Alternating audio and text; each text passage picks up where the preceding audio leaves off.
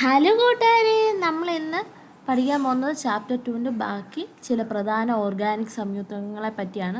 Important organic കോമ്പൗണ്ട്സിനെ പറ്റിയാണ്. നമ്മൾ കഴിഞ്ഞ ക്ലാസ്സിൽ ആദേശ രാസപ്രവർത്തനം, സബ്സ്റ്റിറ്റ്യൂഷൻ റിയാക്ഷനെ പറ്റി പഠിച്ചായിരുന്നു.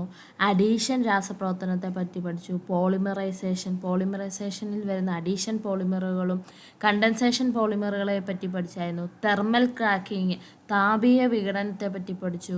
അവസാനം കമ്പസ്റ്റൻ, ജ്വലനത്തെ പറ്റിയും നമ്മൾ പഠിച്ചായിരുന്നു. ഇന്ന് നമ്മൾ കുറച്ച് ഓർഗാനിക് സംയുക്തങ്ങളെ, അവരുടെ യൂസസ് ഒക്കെയാണ് നോക്കാൻ പോകുന്നത്. അപ്പോൾ ആൽക്കഹോൾ കുടുംബത്തിലെ ആദ്യത്തെ അംഗമാണ് നമ്മുടെ മെഥനോൾ എന്ന് പറയുന്നത്, അല്ലെങ്കിൽ മീഥൈൽ ആൽക്കഹോൾ, CH3OH. ഇതാണ് മെഥനോൾ എന്ന് പറയുന്നത്. അതാണ് നമ്മുടെ ആൽക്കഹോളിൻ്റെ കുടുംബത്തിലെ ആദ്യത്തെ അംഗമാണ് മെഥനോൾ. ഏതാനും ആൽക്കഹോളിൻ്റെ ഘടനാവാക്യം, സ്ട്രക്ചറൽ ഫോമിൽ നമുക്കിവിടെ തന്നിട്ടുണ്ട്. ഫങ്ഷണൽ ഗ്രൂപ്പ് എന്താണ്? OH ആണ് ഇവിടുത്തെ ഫങ്ഷണൽ ഗ്രൂപ്പ്. പേരെന്താണ് അതിൻ്റെ? ഹൈഡ്രോക്സിയൽ. എന്താണ്? ഹൈഡ്രോക്സിയൽ. ഹൈഡ്രോക്സിയൽ.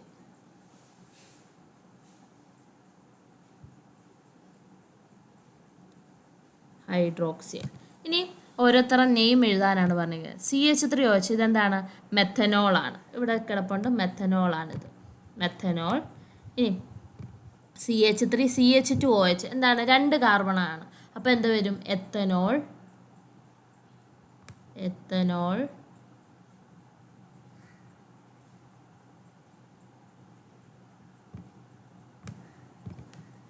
എത്തനോൾ ആണ്. 2 കാർബൺ വരുമ്പോൾ എത്തനോൾ. അവസാനം നമ്മൾ ഓൾ ചേർക്കുന്നു. അപ്പോൾ എത്തനോൾ.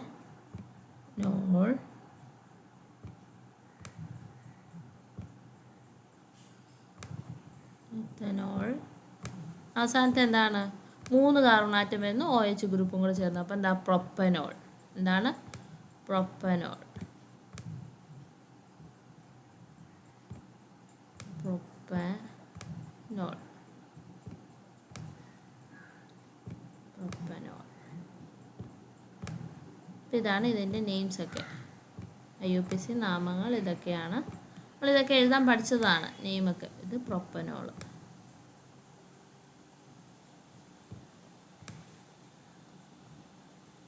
ഇവിടെ ഫസ്റ്റ് പൊസിഷനിൽ തന്നെയാണ് എല്ലാത്തിലും OH ഇരിക്കുന്നതുകൊണ്ട് നമ്മൾ മെത്തനോൾ, എത്തനോൾ, പ്രൊപ്പനോൾ എന്ന് എഴുതി. OH ഗ്രൂപ്പ് ഇനി സെക്കൻഡ് പൊസിഷനാണ് ഇരിക്കുന്നതെങ്കിൽ നമ്മൾ എങ്ങനെ എഴുതും? ഈഥേൻ 2 ഓള്, അല്ലെങ്കിൽ പ്രൊപ്പൻ 2 ഓള്, അല്ലെങ്കിൽ പ്രൊപ്പൻ 3 ഓള്. നമ്മൾ അതിൻ്റെ സ്ഥാനം കൂടെ കൊടുത്തായിരിക്കും എഴുതുന്നത്. വളരെയധികം വ്യാവസായിക പ്രാധാന്യമുള്ള ഒരു സംയുക്തമാണ് മെത്തനോൾ എന്ന് പറയുന്നത്. മെത്തനോൾ എന്ന് പറയുന്ന ഒരു കോമ്പൗണ്ട് ഗ്രേറ്റ് ഇൻഡസ്ട്രിയൽ സിഗ്നിഫിക്കൻസ് ഉള്ള ഒരു കോമ്പൗണ്ട്, സംയുക്തമാണ്. ഇതിനെ വുഡ് സ്പിരിറ്റ് എന്ന് വിളിക്കും. ഇപ്പോൾ മെത്തനോളിനെ വിളിക്കുന്ന മറ്റൊരു പേരാണ് വുഡ് സ്പിരിറ്റ്. എന്താണ്? ഓർത്ത് വെച്ചാണ്. വുഡ് സ്പിരിറ്റ് എന്ന് പറയുന്ന ആരെയാണ്? മെത്തനോളിന്. അപ്പോൾ ഉൾപ്രേരകങ്ങളുടെ സാന്നിധ്യത്തിൽ, കാറ്റലിസ്റ്റിൻ്റെ പ്രസൻസിൽ കാർബൺ മോണോക്സൈഡിനെ, CO, കാർബൺ മോണോക്സൈഡിനെ ഹൈഡ്രജനുമായി ഹൈഡ്രജനുമായിട്ട് റിയാക്ട് ചെയ്യിപ്പിച്ച് ഉണ്ടാക്കുന്നതാണ് മെഥനോൾ എന്ന് പറയുന്നത്. മെഥനോളിൻ്റെ മറ്റൊരു പേരാണ് വുഡ് സ്പിരിറ്റ് എന്നുള്ളത്. Wood spirit. അതിൻ്റെ കെമിക്കൽ ഇക്വേഷൻസ് നോക്കാം. ഇപ്പോൾ മെത്തനോളിൻ്റെ രാസസമവാക്യം വരുന്നത് ഇങ്ങനെയാണ്. Chemical equation: CO, carbon monoxide plus 2H2 in presence of ഉൾപ്രേരകം അല്ലെങ്കിൽ കാറ്റലിസ്റ്റിൻ്റെ പ്രസൻസിൽ 573 കെൽവിനിൽ റിയാക്ട് ചെയ്യിപ്പിക്കുമ്പോൾ, പ്രവർത്തിപ്പിക്കുമ്പോഴാണ് നമുക്ക് CH3OH മെത്തനോൾ കിട്ടുന്നത്. ഒന്നുകൂടെ നോക്കിക്കുക equation: CO plus 2H2 hydrogen, 2 molecule hydrogen തന്മാത്രകൾ. അപ്പോൾ കാറ്റലിസ്റ്റ്, ആരുടെ മണ്ടയിൽ? കാറ്റലിസ്റ്റ്, ഉൾപ്രേരകം 573 കെൽവിനിൽ ചെയ്യുമ്പോഴാണ് നമുക്ക് എന്ത് കിട്ടുന്നത്? മെത്തനോൾ കിട്ടുന്നത്. അഥവാ അവയെ വുഡ് സ്പിരിറ്റ് എന്ന് വിളിക്കും. മെത്തനോൾ എന്ന് പറയുന്ന ഒരു വിഷപദാർത്ഥമാണ്, പോയിസണസ് സബ്സ്റ്റൻസ് ആണ് മെത്തനോൾ എന്ന് പറയുന്നത്. ഇനി മെത്തനോളിൻ്റെ ഉപയോഗങ്ങൾ, യൂസസ് നോക്കാം. വാർണിഷ്, പെയിൻറ്റ്, ഇതിൻ്റെയൊക്കെ മാനുഫാക്ചർ, നിർമ്മിക്കാനൊക്കെ മെത്തനോൾ യൂസ് ചെയ്യും. ഇനി ഫോമിക് ആസിഡ്, ഫോർമാൽഡിഹൈഡ് എന്നിവയുടെയൊക്കെ നിർമ്മാണത്തിനും മെത്തനോൾ യൂസ് ചെയ്യും. ഫോമിക് ആസിഡ്, ഫോർമാൽഡിഹൈഡിൻ്റെയൊക്കെ മാനുഫാക്ചറിന് യൂസ് ചെയ്യും. അതുപോലെ തന്നെ 40% സൊല്യൂഷൻ ഓഫ് ഫോർമാൽഡിഹൈഡ് എന്ന് പറയുന്നത് ഈസ് ഫോർമാലിനാണ്. 40% ഫോർമാൽഡിഹൈഡ് ലൈനിയിലുള്ളത് ഫോർമാലിനാണ്. ഫോർമാൽഡിഹൈഡ് ലൈനിയിലുള്ളത് ഫോർമാലിനാണ്. ഓർക്കുള്ളൂ. രണ്ടാമത്തെ ആൽക്കഹോളാണ് എത്തനോൾ, CH3CH2OH അല്ലെങ്കിൽ ഈഥൈൽ ആൽക്കഹോൾ. ഇതും മറ്റൊരു ഇൻഡസ്ട്രിയൽ ഇമ്പോർട്ടൻ്റ് ആയിട്ടുള്ള വ്യവസായിക പ്രാധാന്യമുള്ള ഒരു ആൽക്കഹോളാണ് എത്തനോൾ അല്ലെങ്കിൽ ഈഥെയിൽ ആൽക്കഹോൾ എന്ന് പറയുന്നത്. ഇനി നമുക്ക് ഈഥെയിൽ ആൽക്കഹോൾ അല്ലെങ്കിൽ എത്തനോളിൻ്റെ വ്യവസായിക നിർമ്മാണം ഇൻഡസ്ട്രിയൽ പ്രിപ്പറേഷൻ എങ്ങനെയാണെന്ന് നോക്കാം. Ethanol is manufactured by the fermentation of molasses. വ്യവസായികമായി നമ്മൾ എത്തനോൾ നിർമ്മിക്കുന്നത് മൊളാസസിൻ്റെ ഫെർമെൻറ്റേഷൻ പ്രക്രിയയിലൂടെയാണ്. Fermentation of molasses. During the production of sugar from sugarcane, a viscous concentrated sugar solution is left behind after the separation of sugar crystals. കരിമ്പിൻ ജ്യൂസിൽ നിന്ന് പഞ്ചസാര നിർമ്മിക്കുമ്പോൾ പഞ്ചസാര ക്രിസ്റ്റലുകൾ വേർതിരിച്ച ശേഷം, ഷുഗർ ക്രിസ്റ്റൽസ് സെപ്പറേറ്റ് ചെയ്ത ശേഷം അവശേഷിക്കുന്ന സാന്ദ്രത കൂടിയ കൊഴുത്ത പഞ്ചസാര ലായനിയാണ് മൊളാസസ് എന്ന് പറയുന്നത്. അപ്പോൾ നമ്മൾ ഷുഗർ കെയിനിൽ നിന്ന് ഷുഗറിനെ മാറ്റി പ്രൊഡ്യൂസ് ചെയ്ത് കഴിഞ്ഞ് നിർമ്മിക്കുമ്പോൾ അത് മാറ്റി കഴിഞ്ഞിട്ട് ഒരു വിസ്കസ് കോൺസെൻട്രേറ്റഡ് ആയിട്ട് ഒരു ഷുഗർ സൊല്യൂഷൻ കിട്ടും. ഒരു സാന്ദ്രത കൂടിയ കൊഴുത്ത ഒരു പഞ്ചസാര ലൈനി കിട്ടും. ആ ലൈനിൽ നിന്ന് ഷുഗർ ക്രിസ്റ്റൽസിനെ വേർതിരിച്ച് സെപ്പറേറ്റ് ചെയ്ത് കിട്ടുന്ന ആ സൊല്യൂഷനെയാണ് മൊളാസസ് എന്ന് പറയുന്നത്. എന്താണ് മൊളാസസ്? അതിനുശേഷം the fermentation is carried out by adding yeast to the dilute molasses. ഈ ഡൈല്യൂട്ട് ചെയ്ത മൊളാസസിലേക്ക് ഈസ്റ്റ് ആഡ് ചെയ്ത് നമ്മൾ ഫെർമെൻറ്റേഷൻ എന്ന പ്രക്രിയ നടത്തും. മൊളാസസ് നേർപ്പിച്ച ശേഷം അതിലേക്ക് ഈസ്റ്റ് ചേർത്ത് ഫെർമെൻറ്റേഷൻ നടത്തിയാണ് നമ്മൾ എത്തനോൾ ഉണ്ടാക്കുന്നത്. അപ്പോൾ ഈ എൻസൈമായിട്ടുള്ള ഇൻവെർട്ടേഴ്സ് ഓർത്തോളൂ, എൻസൈം ഇൻവെർട്ടേഴ്സ് പ്രസൻറ്റ് ഇൻ ഈസ്റ്റിനുള്ളിലുള്ള എൻസൈമായ ഇൻവെർട്ടേഴ്സ് ഷുഗർ സൊല്യൂഷനെ ഗ്ലൂക്കോസും ഫ്രക്ടോസും ആക്കി മാറ്റുന്നു. ഓർത്തോളുക, ഈസ്റ്റിനകത്തുള്ള ഇൻവെർട്ടേഴ്സ് എന്ന് പറയുന്ന എൻസൈം ഷുഗർ സൊല്യൂഷനെ പഞ്ചസാര ലൈനിയെ ഗ്ലൂക്കോസും ഫ്രക്ടോസുമാക്കി മാറ്റുന്നു. തുടർന്ന് another enzyme zymase convert glucose and fructose into ethanol. തുടർന്ന് മറ്റൊരു എൻസൈമായ സൈമേഴ്സ് എന്ത് ചെയ്യുന്നു? ഈ ഗ്ലൂക്കോസിനെയും ഫ്രക്ടോസിനെയും എത്തനോളാക്കി മാറ്റുന്നു. അപ്പോൾ കരിമ്പിൻ ജ്യൂസിൽ പഞ്ചസാര നിർമ്മിച്ച് ബാക്കി വരുന്ന ഈ പഞ്ചസാര ക്രിസ്റ്റലുകൾ വേർതിരിച്ച ശേഷം പഞ്ചസാര ക്രിസ്റ്റൽസ് അതായത് ഷുഗർ ക്രിസ്റ്റൽസ് സെപ്പറേറ്റ് ചെയ്ത ശേഷം നമുക്കൊരു വിസ്കസ് കോൺസെൻട്രേറ്റഡ് ആയിട്ടൊരു ഷുഗർ സൊല്യൂഷൻ കിട്ടും. സാന്ദ്രത കൂടിയ കൊഴുത്ത പഞ്ചസാര ലൈനി കിട്ടും. അതിനെയാണ് നമ്മൾ മൊളാസസ് എന്ന് പറയുന്നത്. ഇത് ഡൈല്യൂട്ട് ആക്കും. നമ്മൾ നേർപ്പിച്ച ശേഷം ഈ മൊളാസസിനെ നേർപ്പിച്ച ശേഷം ഡൈല്യൂട്ട് മൊളാസസിലേക്ക് നമ്മൾ ഈസ്റ്റ് ആഡ് ചെയ്യും. ഈ ഈസ്റ്റ് ആഡ് ചെയ്യുമ്പോഴാണ് ഫെർമെൻറ്റേഷൻ എന്ന പ്രക്രിയ നടക്കുന്നത്. ഈ ഈസ്റ്റിൽ ഇൻവെർട്ടേഴ്സ് എന്ന് പറയുന്ന ഒരു എൻസൈമുണ്ട്. ഈ ഇൻവെർട്ടേഴ്സ് ഈ ഷുഗർ സൊല്യൂഷനെ ഗ്ലൂക്കോസും ഫ്രക്ടോസുമാക്കി മാറ്റുന്നു. അതിനുശേഷം വേറൊരു എൻസൈമായ സൈമേഴ്സ് ഈ ഗ്ലൂക്കോസും ഫ്രക്ടോസും ആയതിനു ശേഷം അവയെ എത്തനോളാക്കി മാറ്റുന്നു. ഇതാണ് നമ്മുടെ വ്യവസായിക രീതിയിലുള്ള എത്തനോളിൻ്റെ പ്രിപ്പറേഷൻ എന്ന് പറയുന്നത്. അതിൻ്റെ കെമിക്കൽ ഇക്വേഷൻ നമുക്കിവിടെ താഴെ തന്നിട്ടുണ്ട്, അതൊന്ന് നോക്കാം. നമ്മുടെ പഞ്ചസാര ലൈനി ഷുഗർ സൊല്യൂഷൻ C12H22O11 നേർപ്പിക്കുന്നു എന്ന് വെച്ചാൽ വാട്ടർ ആഡ് ചെയ്യുക എന്നാണ്. ഡൈല്യൂട്ട് ആക്കാന്ന് പറഞ്ഞാൽ അതിനകത്തേക്ക് വാട്ടർ ആഡ് ചെയ്യുന്നു. അതിൻ്റെ കൂടെ ഈസ്റ്റ് ആഡ് ചെയ്യുന്നുണ്ട്. അപ്പോൾ ഈസ്റ്റ് ആഡ് ചെയ്യുമ്പോഴാണ് അവിടെ ഫെർമെൻറ്റേഷൻ എന്ന പ്രക്രിയ നടക്കുന്നത്. ആ ഈസ്റ്റിൽ എന്തുണ്ട്? ഇൻവെർട്ടേഴ്സ് എന്ന എൻസൈമുണ്ട്. അത് അതിനെ ഗ്ലൂക്കോസും ഫ്രക്ടോസും ആക്കി മാറ്റുന്നു. C6H12O6ഉം C6H12O6ഉം ഗ്ലൂക്കോസിൻ്റെ ഫ്രക്ടോസിൻ്റെ കെമിക്കൽ ഫോർമുല സെയിം ആണ്. അതിനുശേഷം ഈ ഗ്ലൂക്കോസിനെ ഫ്രക്ടോസിനെ C6H12O6 ഗ്ലൂക്കോസിൻ്റെയും ഫ്രക്ടോസിൻ്റെയും കെമിക്കൽ ഫോർമുല സെയിം ആണ്. അപ്പോൾ ഇവയെ സൈമേസ് എന്ന എൻസൈം എത്തനോൾ ആക്കി മാറ്റുന്നു. എന്താക്കി മാറ്റുന്നു? എത്തനോൾ. C2H5OH ബാലൻസ് ചെയ്യുമ്പോൾ 2C2H5OH പ്ലസ് അതിൻ്റെ കൂടെ കാർബൺ ഡയോക്സൈഡ് ഫോം ചെയ്യുന്നുണ്ട്, അത് 2CO2 എന്നുള്ളത്. അപ്പോൾ ഈ രാസപ്രവർത്തന ഫലമായി ലഭിക്കുന്ന 8 മുതൽ 10% വരെയുള്ള ഗാഢതയുള്ള എത്തനോൾ മിശ്രിതമാണ് വാഷ് എന്ന് പറയുന്നത്. 8 മുതൽ 10% വരെയുള്ള എത്തനോളിൻ്റെ മിശ്രിതത്തെയാണ് നമ്മൾ വാഷ് എന്ന് വിളിക്കുന്നത്. എന്താണ് wash? 8 to 10% ethanol thus obtained is known as wash. അതിനുശേഷം ഈ വാഷിനെ നമ്മൾ ആംശിക സേചനത്തിന് ഫ്രാക്ഷണൽ ഡിസ്റ്റിലേഷന് വിധേയമാക്കുമ്പോൾ നമുക്ക് 95.6% എത്തനോൾ ലഭിക്കുന്നു. അപ്പോഴാണ് നമുക്ക് 95.6% ഉള്ള എത്തനോൾ ലഭിക്കുന്നത്. അതിനെയാണ് റെക്ടിഫൈഡ് സ്പിരിറ്റ് എന്ന് പറയുന്നത്. എന്താണ് റെക്ടിഫൈഡ് സ്പിരിറ്റ്? 100% ഓഫ് എത്തനോളിനെയാണ് ആബ്സല്യൂട്ട് ആൽക്കഹോൾ എന്ന് പറയുന്നത്. 95.6% ഓഫ് എത്തനോളിനെ റെക്ടിഫൈഡ് സ്പിരിറ്റ് എന്നാണ് വിളിക്കുന്നത്. 100% എത്തനോളിനെയാണ് ആബ്സല്യൂട്ട് ആൽക്കഹോൾ എന്ന് പറയുന്നത്. ഇനി പവർ ആൽക്കഹോൾ എന്ന് പറയുന്നത് 20% ആബ്സല്യൂട്ട് ആൽക്കഹോളും 80% പെട്രോളും കൂടെ ചേർത്തുള്ളതിനെയാണ് പവർ ആൽക്കഹോൾ എന്ന് പറയുന്നത്. 20% ആബ്സല്യൂട്ട് ആൽക്കഹോളും 80% പെട്രോളും കൂടെ ചേർന്ന മിശ്രിതത്തെയാണ് പവർ ആൽക്കഹോൾ എന്ന് വിളിക്കുന്നത്. ഇതൊക്കെ നമ്മുടെ വാഹനങ്ങളിൽ ഫ്യൂവലായിട്ട്, ഇന്ധനമായിട്ട് ഉപയോഗിക്കുന്നു. അതുപോലെ തന്നെ ഈ എത്തനോൾ മറ്റ് നിരവധി ഓർഗാനിക് സംയുക്തങ്ങളുടെ വ്യാവസായിക നിർമ്മാണത്തിന്, ഇൻഡസ്ട്രിയൽ പ്രിപ്പറേഷനൊക്കെ യൂസ് ചെയ്യുന്ന ഒരു കാർബണിക സംയുക്ത ഓർഗാനിക് കോമ്പൗണ്ടാണ് ഈ എത്തനോൾ എന്ന് പറയുന്നത്. ഇത്തരം സന്ദർഭങ്ങളിൽ ഇൻ സച്ച് സിറ്റുവേഷനിൽ ടോക്സിക് സബ്സ്റ്റൻസ് ആയ പിരിഡിൻ, മെത്തനോൾ, റബ്ബർ ഡിസ്റ്റിലേറ്റ് ഒക്കെ എത്തനോളിലേക്ക് ആഡ് ചെയ്യുന്നു. കാരണം അതിൻ്റെ മിസ്യൂസ് തടയാൻ, മദ്യമായിട്ട് ഉപയോഗിക്കുന്ന മിസ്യൂസ്, ബിവറേജ് ആയിട്ട് ഉപയോഗിക്കുന്ന അതിൻ്റെ മിസ്യൂസ്, ദുരുപയോഗം തടയാൻ വേണ്ടി ഈ എത്തനോളിലേക്ക് മെത്തനോള്, പിരിഡിന്, റബ്ബർ ഡിസ്റ്റിലേറ്റ് ഒക്കെ ആഡ് ചെയ്യുന്നു. അങ്ങനെ ഉണ്ടാകുന്ന എത്തനോളിനെയാണ് ഡീനേച്ചേർഡ് സ്പിരിറ്റ് എന്ന് പറയുന്നത്. അപ്പോൾ ഇത്തരം സന്ദർഭങ്ങളിൽ മദ്യമായി ദുരുപയോഗം ചെയ്യാതിരിക്കാനായി ഇതിലേക്ക് വിഷവസ്തുക്കളായ മെത്തനോളോ, പിരിഡിനോ, റബ്ബർ ഡിസ്റ്റിലേറ്റോ തുടങ്ങിയവ ചേർക്കുന്നു. ഇത്തരത്തിൽ ലഭിക്കുന്ന എത്തനോളിനെ നമ്മൾ ഡീനേച്ചേർഡ് സ്പിരിറ്റ് എന്ന് പറയുന്നു.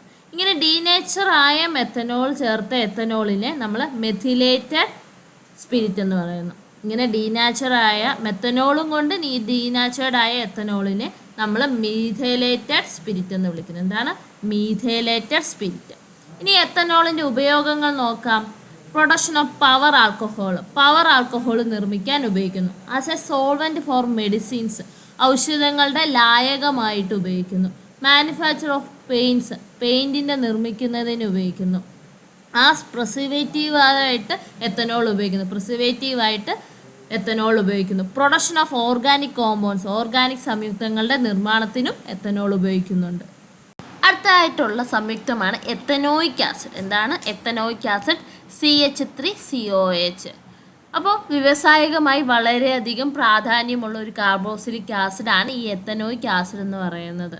ഗ്രേറ്റ് ഇൻഡസ്ട്രിയൽ ഇമ്പോർട്ടൻസ് ഉള്ള ഒരു കാർബോക്സിലിക് ആസിഡാണ് നമ്മുടെ എത്തനോയിക് ആസിഡ്, അഥവാ അസിറ്റിക് ആസിഡ് എന്നും അവയെ പറയും. എന്താണ് അസിറ്റിക് ആസിഡ്? അങ്ങനെ പ്രധാനപ്പെട്ട മറ്റ് കാർബോക്സിലിക് ആസിഡുകളുടെ ഘടനാവാക്യവും IUPAC നാമവും നമുക്ക് ഈ ടേബിളിൽ കംപ്ലീറ്റ് ആക്കാൻ പറഞ്ഞിട്ടുണ്ട്. നമുക്ക് ചെയ്യാം. അപ്പോൾ HCOH എന്താ ഒരു കാർബണേ ഉള്ളൂ, അപ്പോൾ മെത്തനോയിക് ആസിഡ് എന്ന് വരും. എന്താണ് മെത്തനോയിക് ആസിഡ് എന്ന് വരും. CH3COH നമ്മുടെ കാർബോക്സിൽ ഗ്രൂപ്പിലുള്ള കാർബണുകൾ ചേർത്താണ് നമ്മളിവിടെ കാർബൺ ആറ്റങ്ങളുടെ എണ്ണുന്നത്. അപ്പോൾ 2 കാർബണുണ്ട്, അപ്പോൾ എത്തനോയിക് ആസിഡ്. അപ്പോൾ അടുത്തത് എങ്ങനെ വരും? 3 കാർബണുണ്ട്, 1, 2, 3. അപ്പോൾ എന്താണ് പ്രൊപ്പനോയിക് ആസിഡ്? എന്താ വരുന്നത്? Propanoic acid. കാർബോക്സിലിക് ആസിഡ് ആകുമ്പോൾ നമ്മൾ അവസാനം എന്ത് ചേർക്കും? ഓയിക് ആസിഡ് ചേർക്കും. ഇനി അടുത്തത് നോക്കാം. 1, 2, 3, 4 കാർബണുണ്ട്. CH3 single bond, CH2 ഏകബന്ധനം, CH2 ഏകബന്ധനം, COH. 4 carbon വരുമ്പോൾ ബ്യൂട്ടാണ് ഉപയോഗിക്കുന്നത്. അപ്പോൾ എന്ത് വരും? Butanoic acid. എന്താണ് ബ്യൂട്ടനോയിക് ആസിഡ്? അപ്പോൾ എത്തനോയിക് ആസിഡ് എങ്ങനെയാണ് ഇൻഡസ്ട്രിയിൽ പ്രിപ്പയർ ചെയ്യുന്നത്, വ്യാവസായികമായി നിർമ്മിക്കുന്നതെന്ന് നോക്കാം. മെഥനോളിനെ നമ്മൾ ഒരു ഉൾപ്രേരകത്തിൻ്റെ സാന്നിധ്യത്തിൽ കാർബൺ മോണോക്സൈഡുമായി പ്രവർത്തിപ്പിച്ച് എത്തനോയിക് ആസിഡ് വ്യാവസായികമായി നമ്മൾ നിർമ്മിക്കുന്നത്. അപ്പോൾ എത്തനോയിക് ആസിഡ് പ്രിപ്പയർ ചെയ്യുന്ന എങ്ങനെ ഇൻഡസ്ട്രിയിൽ? മെത്തനോളിനെ നമ്മൾ കാർബൺ മോണോക്സൈഡുമായിട്ട് റിയാക്ട് ചെയ്യുന്നു in presence of a catalyst. ഇപ്പോൾ ഇക്വേഷൻ നോക്കാം. മെത്തനോൾ നമുക്കറിയാം CH3OH പ്ലസ് കാർബൺ മോണോക്സൈഡ് എന്ന് പറഞ്ഞാൽ CO in presence of a catalyst, ഉൾപ്രേരകത്തിൻ്റെ സാന്നിധ്യത്തിൽ നമുക്ക് എന്ത് കിട്ടും? എത്തനോയിക് ആസിഡ് അഥവാ അസറ്റിക് ആസിഡ് CH3COOH കിട്ടും. ഇനി എത്തനോളിനെ വായുവിൻ്റെ സാന്നിധ്യത്തിൽ അസറ്റോബാക്ടർ എന്ന ബാക്ടീരിയ ഉപയോഗിച്ച് ഫെർമെൻറ്റേഷൻ നടത്തിയാൽ വീര്യം കുറഞ്ഞ എത്തനോയിക് ആസിഡ് ലഭിക്കുന്നു. ഇതിനെയാണ് നമ്മൾ വിനാഗിരി എന്ന് പറയുന്നത്. അപ്പോൾ എത്തനോളിനെ ഫെർമെൻറ്റേഷൻ ചെയ്യുന്നു. ഏത് ബാക്ടീരിയ ഉപയോഗിച്ചാണ്? അസറ്റോബാറ്റർ. ഏത് ബാക്ടീരിയയാണ്? അസറ്റോബാറ്റർ എന്ന ബാക്ടീരിയ ഉപയോഗിച്ച്. പ്രസൻസ് ഓഫ് എയർ, വായുവിൻ്റെ സാന്നിധ്യത്തിലാണ്. അപ്പോൾ നമുക്ക് ലെസ് കോൺസെൻട്രേറ്റഡ് ആയിട്ടുള്ള, വീര്യം കുറഞ്ഞതായിട്ടുള്ള എത്തനോയിക് ആസിഡ്, 5 മുതൽ 8% വരെ വീര്യം കുറഞ്ഞ എത്തനോയിക് ആസിഡ് ലഭിക്കും. ഇതിനെയാണ് നമ്മൾ വിനേഗർ എന്ന് വിളിക്കുന്നത്. ഇനി എത്തനോയിക് ആസിഡിൻ്റെ ഉപയോഗങ്ങൾ നോക്കാം. ഫസ്റ്റ് വൺ വിനാഗിരി നിർമ്മാണത്തിന്. രണ്ടാമത്തെ acetic anhydride, acetate ester, synthetic ഫൈബേഴ്സൊക്കെ, കൃത്രിമ നാരുകൾ, അസറ്റേറ്റ് എസ്റ്റർ, അസറ്റിക് അൻഹൈഡ്രൈഡ് ഇവരുടെയൊക്കെ നിർമ്മാണത്തിന് ഉപയോഗിക്കുന്നുണ്ട്. പോളിമറുകളുടെയും റെസൈനുകളുടെയും സോൾവെൻ്റായി, ലായകമായി ഉപയോഗിക്കുന്നുണ്ട്. അണുനാശിനി നിർമ്മിക്കാൻ, ഡിസിൻഫെക്റ്റൻ്റ് നിർമ്മിക്കാൻ ഉപയോഗിക്കുന്നുണ്ട്. മരുന്നുകൾ നിർമ്മിക്കാൻ, മെഡിസിൻസ് മാനുഫാക്ചർ ചെയ്യാനൊക്കെ എത്തനോയിക് ആസിഡ് അഥവാ അസറ്റിക് ആസിഡ് ഉപയോഗിക്കുന്നുണ്ട്. നെക്സ്റ്റ് ഈസ് എസ്റ്ററുകൾ, എസ്റ്റേഴ്സ്. അപ്പോൾ ആൽക്കഹോളും കാർബോക്സിലിക് ആസിഡുമായിട്ട് റിയാക്ട് ചെയ്യുമ്പോൾ, തമ്മിൽ പ്രവർത്തിക്കുമ്പോഴാണ് നമുക്ക് എസ്റ്റേഴ്സ് കിട്ടുന്നത്, എസ്റ്ററുകൾ ലഭിക്കുന്നത്. ഈ രാസപ്രവർത്തനത്തെ, ഈ റിയാക്ഷനെയാണ് എസ്റ്ററിഫിക്കേഷൻ എന്ന് പറയുന്നത്. എന്താണ് എസ്റ്ററിഫിക്കേഷൻ എന്ന് പറയുന്നത്? അപ്പോൾ എസ്റ്റേഴ്സിൻ്റെ പൊതുവാക്യം എന്ന് പറയുന്നത് RC++O(OR1). എന്താണ്? RC++O(OR1).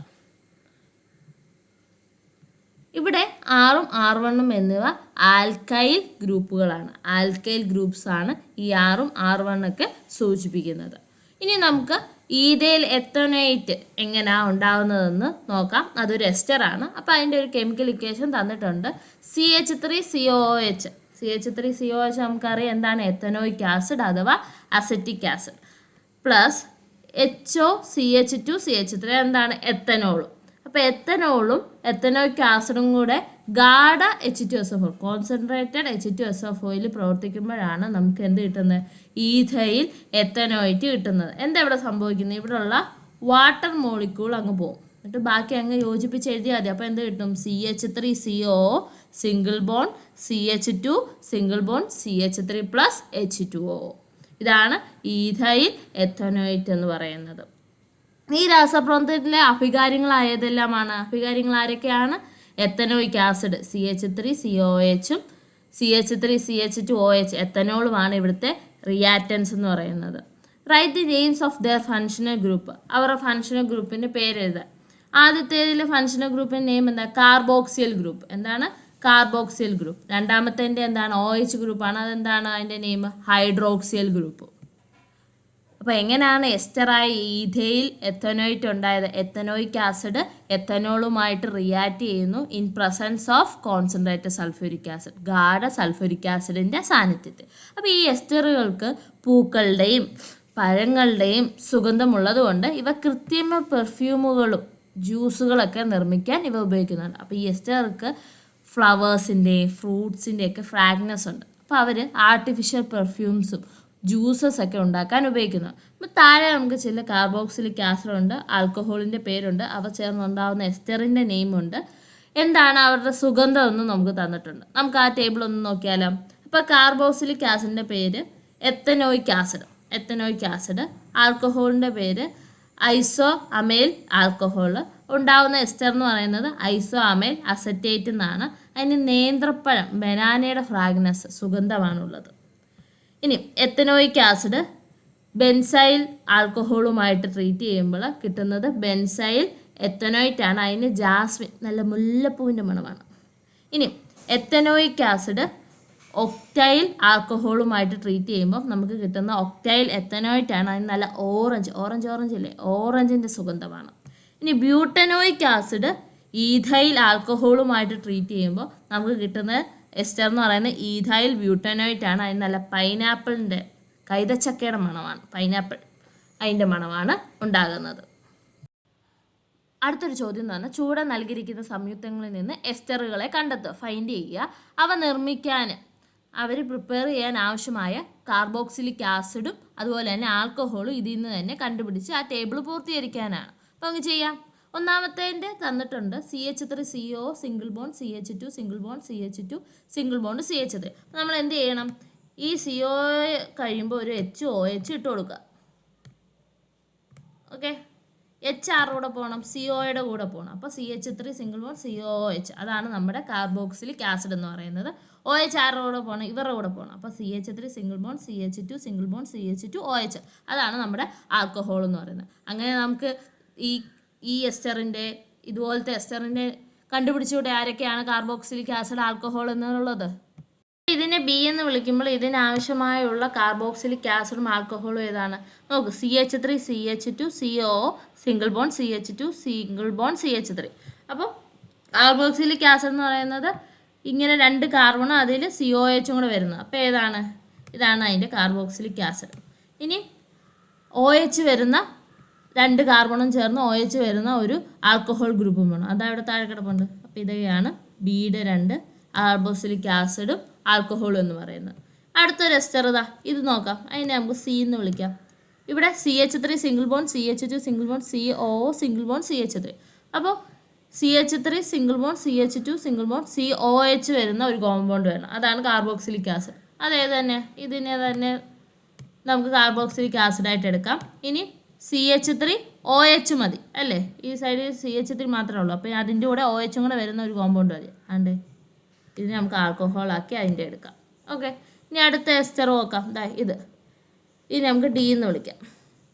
ഇതിൽ CH3 single bond CH2 single bond COOH വരുന്ന ഒരു കോമ്പൗണ്ട്. ഇത് നമുക്ക് D എന്ന് വിളിക്കാം.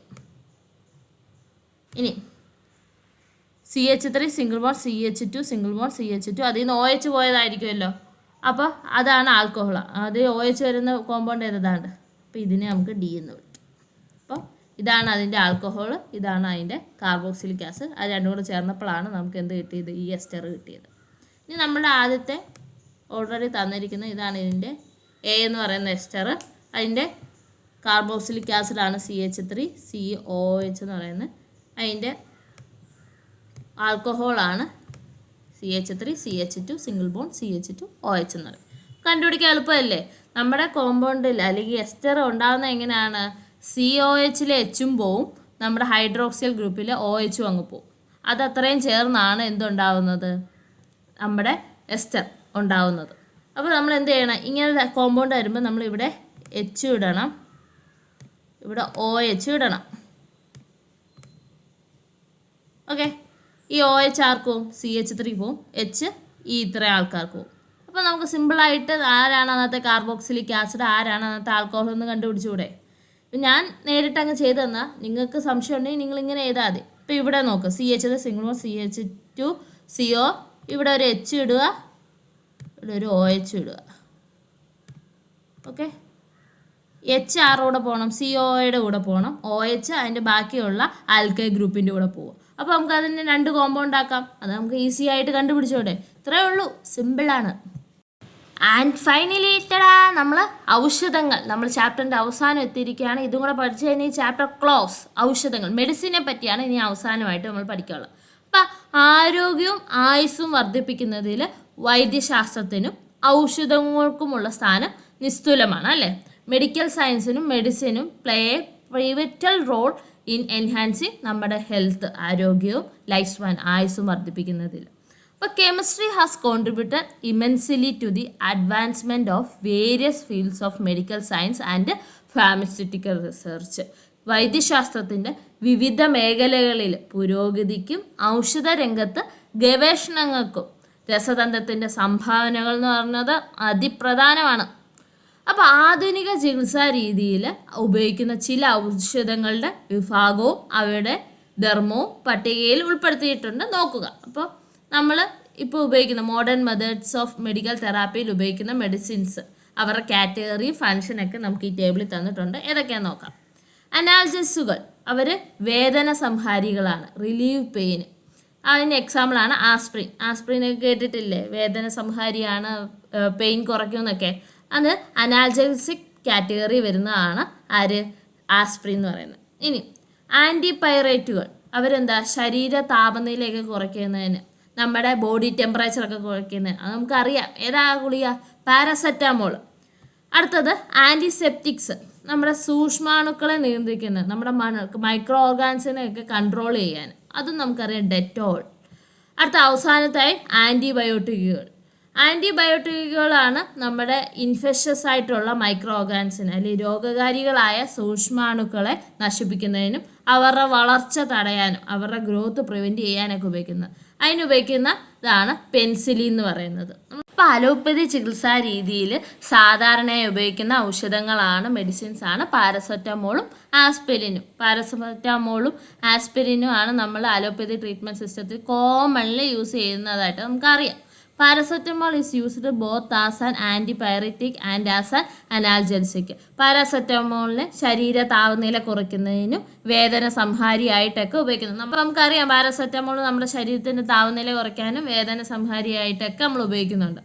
ആസ്പിരിന് രക്തം കട്ടപിടിക്കുന്നതിന് ചെറുക്കുന്ന സ്വഭാവമുള്ളതിനാൽ ഹൃദയാഘാതം തടയുന്നതിന് വേണ്ടിയാണ് ഉപയോഗിക്കുന്നത്.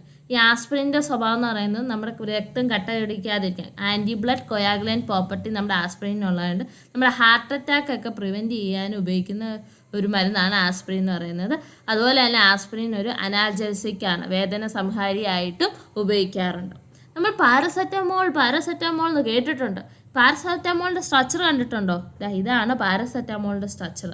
നമുക്ക് ഏവർക്കും സുപരിചിതമായ ഒരു ഔഷധമാണ് പാരസെറ്റമോൾ അല്ലേ? Although it is A medicine with comparative less side effect. കുറഞ്ഞ സൈഡ് ഇഫക്റ്റേ ഉള്ളൂ, കുറച്ച് മാത്രം കഴിക്കും. വല്ലപ്പോഴും അല്ലെങ്കിൽ മാസത്തിൽ അല്ലെങ്കിൽ വർഷങ്ങളിൽ ഒരിക്കൽ കഴിക്കുന്നവർക്ക് കുറഞ്ഞത്, എന്നും കഴിക്കുന്നവർക്ക് അത് നല്ല സൈഡ് ഇഫക്റ്റാണ്. Higher levels of its consumption affect the liver diversely. കുറഞ്ഞ പാർശ്വഫലങ്ങളുള്ള ഒരു ഔഷധമാണെങ്കിലും ഉയർന്ന അളവിലുള്ള ഉപയോഗം കരളിനെ ദോഷകരമായി ബാധിക്കും. ഇപ്പോൾ ലോകാരോഗ്യ സംഘടനയുടെ ആവശ്യ മരുന്നുകളുടെ പട്ടികയിൽ പാരസെറ്റമോൾ ഉൾപ്പെട്ടിട്ടുണ്ട്. ഇതാണ് നമ്മുടെ പാരസെറ്റമോളിൻ്റെ സ്ട്രക്ചർ, ഘടന എന്ന് പറയുന്നത്. ഇനി ആസ്പിരിൻ്റെ രാസനാമം എന്ന് പറയുന്നത്, കെമിക്കൽ നെയിം ഓഫ് ആസ്പിരിൻ എന്ന് പറയുന്നത് അസറ്റൈൽ സാലിസിലിക് ആസിഡ്. എന്താണ് ആസ്പിരിൻ്റെ chemical name? Acetyl salicylic acid. ഇതാണ് അതിൻ്റെ സ്ട്രക്ചർ ആസ്പിരിൻ്റെ. അപ്പോൾ ഓക്കെ, നമ്മൾ നമ്മുടെ എൻഡ് ഓഫ് ദി ചാപ്റ്ററിൻ്റെ അവസാനം എത്തിയിരിക്കുകയാണ്. അപ്പോൾ ഇത്രയാണ് നമ്മൾ ഈ ഒരു സെക്കൻഡ് ചാപ്റ്റർ നമുക്ക് പഠിക്കാനുണ്ടായിരുന്നത്. ചെറിയൊരു ചാപ്റ്ററാണ്, സിമ്പിൾ ചാപ്റ്ററാണ്. അപ്പോൾ നിങ്ങൾക്ക് മനസ്സിലായെന്ന് വിശ്വസിക്കുന്നു. അടുത്ത ക്ലാസ്സിൽ നമുക്ക് ലെറ്റസ് അസസ്സുമായി കാണാം. അതുവരെ താങ്ക് യു.